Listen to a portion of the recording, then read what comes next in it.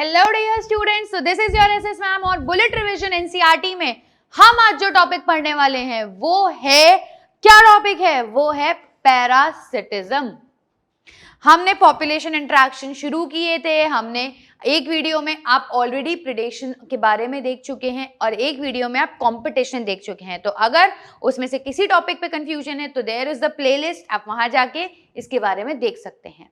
In this particular video हम focus करने वाले हैं एक और पॉपुलेशन इंटरेक्शन के बारे में, विच इज पैरासिटिज्म।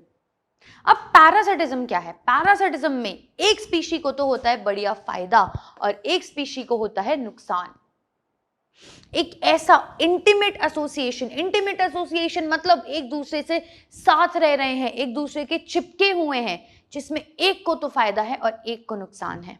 एक intimate association between organisms of two और मोर, इसमें एक को तो बेनिफिट है और दूसरे को नुकसान है। जो पैरासिटिज्म है ना, ये बहुत आराम पसंद आदमी है। इसको कोई मतलब नहीं है, ये कोई काम ही नहीं करना चाहता। यहां पर इसको सिर्फ फ्री का रहना चाहिए और फ्री का खाना चाहिए। कोई ऐसा रिश्तेदार जो तुम्हारे घर में आके बस गया है, फ्री का खाना खा रहा है, फ्री की जगह रह रहा है, मुफ्त का एसी चला रहा है, मुफ्त का नेटफ्लिक्स वाईफाई यूज कर रहा है और तुम्हारे घर का नुकसान और करके जा रहा है, बस यही है पैरासिटिज्म। अब मुफ्त की चीज किसको नहीं पसंद? सबको पसंद है। तो इसीलिए बहुत सारे टैक्सोनॉमिक ग्रुप्स में, इवन बड़े बड़े प्लांट्स और हायर वर्टिब्रेट्स में भी तुमको पैरासिटिज्म देखने को मिलेगा। एक और इंपॉर्टेंट बात देखने को मिलती है यहां पर तुम्हें देखने को मिलेगा को एवोल्यूशन। बहुत सारे ऐसे कंडीशंस हैं जिसमें पैरासाइट की एक स्पेसिफिक स्पीशी किसी एक स्पेसिफिक होस्ट पे ही रहती हो, यानी कि वो होस्ट स्पेसिफिक है। और अगर वो होस्ट स्पेसिफिक हैं तो वो को इवॉल्व करेंगे। जैसे जैसे होस्ट इवॉल्व करेगा वैसे वैसे वो इवॉल्व करेंगे, ताकि होस्ट से वो भाग ना पाए, मतलब होस्ट उनसे भाग ना पाए, होस्ट उनसे बच के ना निकल पाए, वो उसी के साथ साथ चिपक के चलेंगे। ओके अब पैरासाइट्स, अगर तुम्हें मुफ्त का खाना है, मुफ्त का रहना है, तो भी तुम्हें कुछ मेहनत करनी पड़ेगी, तो भी तुम्हें कुछ स्पेशल अडेप्टेशंस चाहिए होंगी। वो अडेप्टेशंस क्या हो सकती हैं? देखो, सबसे पहला तो loss of unnecessary sense organs. अगर पैरासिटिक एवोल्यूशन हो रहा है तो जितने भी अननेसेसरी ऑर्गन्स हैं वो सब हट जाएंगे, ताकि जो उनके प्रोजेनीज हैं वो ज्यादा से ज्यादा होस्ट पे डिपेंडेंट हो सके। नंबर वन चीज। नंबर टू, अडहेसिव ऑर्गन्स होंगे ताकि वो उससे चिपक के रह सके। सकर्स होंगे उसको बांध के रखने के लिए, होस्ट को एकदम टाइटली बांध के रखने के लिए। डाइजेस्टिव सिस्टम का लॉस हो जाएगा। डाइजेस्टिव सिस्टम का क्यों लॉस हो जाएगा भाई? क्योंकि ये होस्ट से खाना, पूरा डाइजेस्टेड फूड एब्जॉर्ब करते हैं। तो इनको डाइजेस्टिव सिस्टम चाहिए ही नहीं, इनको सिर्फ सकर्स चाहिए ताकि वो होस्ट में से खाना सक आउट कर सकें। और बहुत हाई रिप्रोडक्टिव कैपेसिटी होती है, बहुत एक्सट्रीम रेट पे ये लोग रिप्रोडक्शन करते हैं, ताकि ये होस्ट के चारों तरफ बैठ सके, होस्ट को एकदम सराउंड करके रख सके। ये हैं इनके स्पेशल अडेप्टेशंस। इन पे डायरेक्ट क्वेश्चन आता है कि स्पेशल अडेप्टेशंस क्या हैं। 3 मार्क्स का या 2 मार्क्स का आ सकता है। You can write all those things. अब कुछ स्पेशल टाइप के होस्ट ऐसे भी होते हैं जिनके अंदर तुमको कॉम्प्लेक्स लाइफ साइकिल देखने को मिलेगी। तुम्हें देखने को मिलेगी कॉम्प्लेक्स लाइफ साइकिल, क्योंकि उनकी लाइफ साइकिल दो या दो से ज्यादा होस्ट के बीच में है।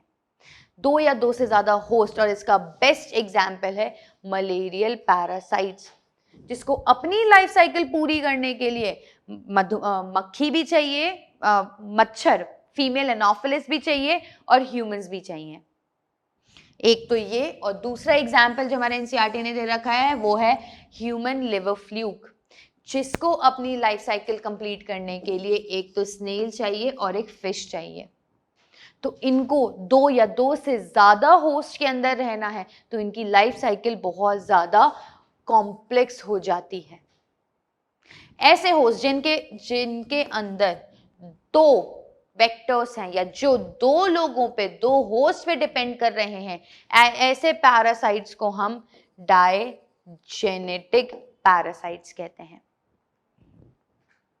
अब नेक्स्ट इंपॉर्टेंट चीज, जो मेजॉरिटी ऑफ पैरासाइट्स हैं ये क्या करते हैं, ये होस्ट को हार्म करते हैं।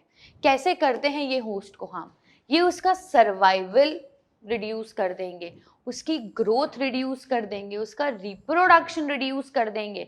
और जब ये सब कुछ हो रहा है उनकी पॉपुलेशन डेंसिटी रिड्यूस हो जाएगी, जिस कारण वो अपने प्रेडेटर्स पे बहुत ज्यादा वल्नरेबल हो जाएगा। कोई भी प्रेडेटर आके उसको मार के जा सकता है।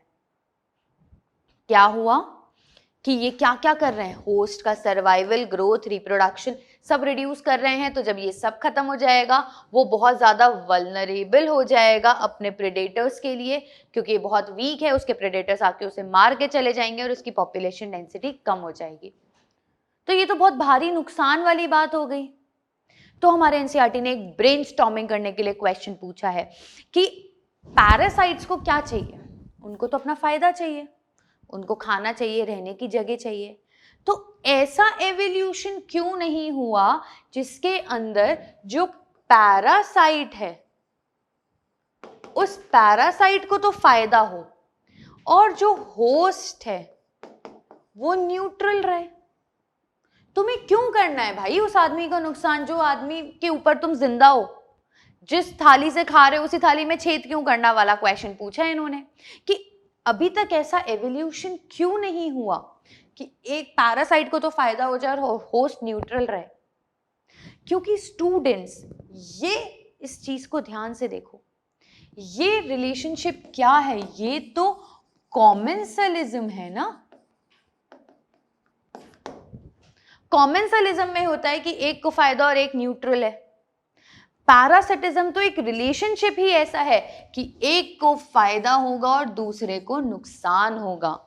तो पैरासिटिज्म एक ऐसा इंटरैक्शन है जिसमें होस्ट को नुकसान होना बनता ही बनता है।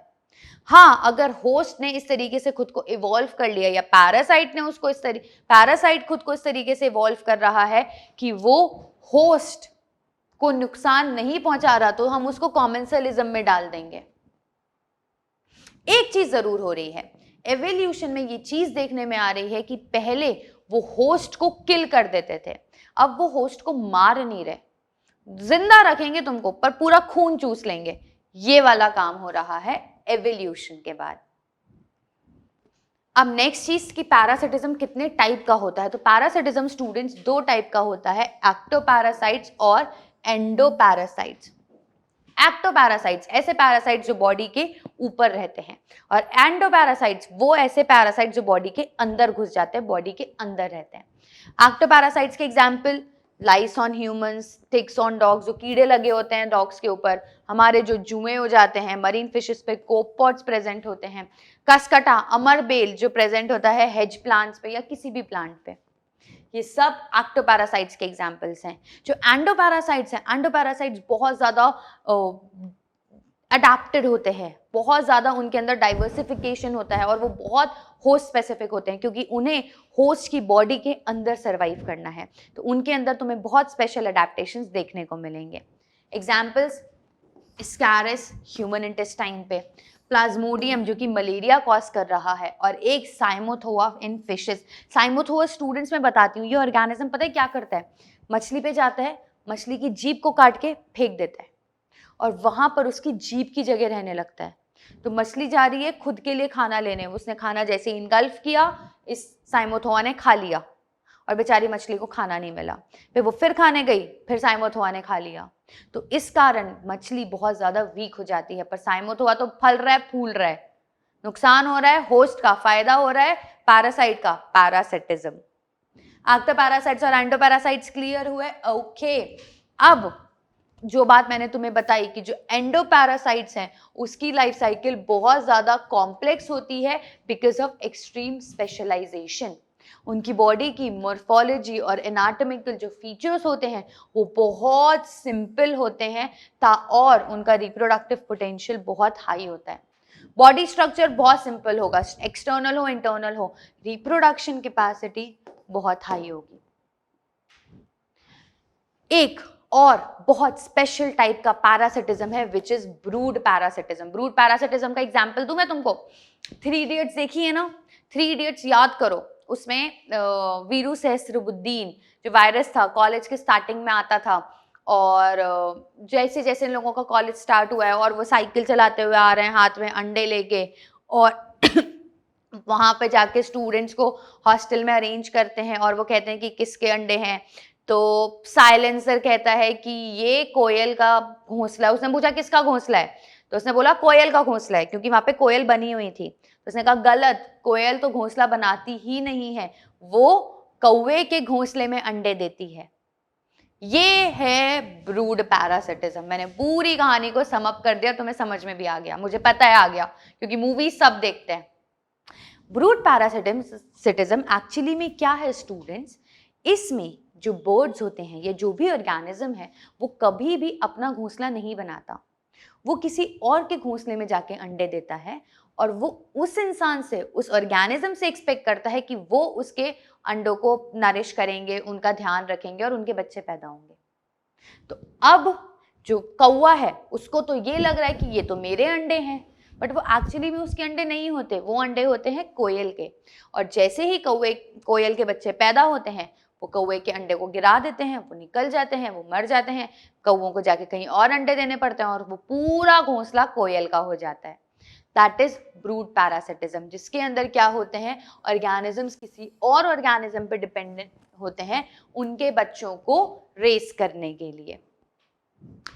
यहाँ पर जो बर्ड्स हैं वो अंडे देती हैं किसी होस्ट के उसमें, और होस्ट उनको इंक्यूबेट करते हैं, एग्जाम्पल कुकू और क्रो।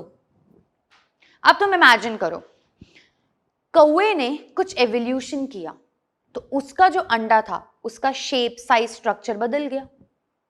तो कोयल के अंडों को उस कौवे की मम्मी देख के पहचान लेंगे कि ये तो मेरे अंडे हैं नहीं, तो वो तो अंडों को लात मार के भगा देंगी, राइट। तो यहां पर भी को एवोल्यूशन होता है, यहां पर भी को एवोल्यूशन होता है, जिसके अंदर जैसे जैसे कौवे के अंडे इवॉल्व कर रहे हैं, कोयल के अंडे भी उसी को सिमिलर दिखने के लिए इवॉल्व करते जाते हैं, ताकि जो उनके पेरेंट्स हैं, जिनके वो प्रोजेनीज हैं, वो पेरेंट्स इनको कभी आइडेंटिफाई ना कर पाए।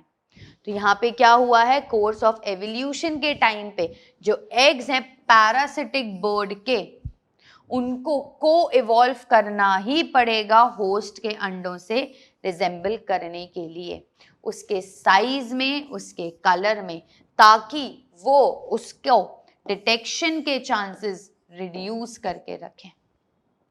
तो दैट वाज पैरासिटिज्म, जिसमें हमने क्या देखा, हमने देखे पैरासाइट्स क्या होते हैं, उनके स्पेशल अडेप्टेशंस क्या हैं, उनकी लाइफ साइकिल कैसे कॉम्प्लेक्स हो सकती है, वो करते क्या हैं होस्ट के साथ में, क्यों अभी तक ऐसा कुछ नहीं आया कि होस्ट को कोई हार्म ना हो, क्योंकि वो कॉमेंसलिज्म हो जाएगा, कितने टाइप के पैरासाइट्स हैं, और एक बहुत स्पेशल टाइप हमने देखा, brood parasitism. So with this I am ending today's video. Upcoming video में हम मिलेंगे किसी एक और टॉपिक के बारे में जिसको हम रिवाइज कर रहे होंगे बुलेट की स्पीड से। Till then students, thank you, have a happy learning.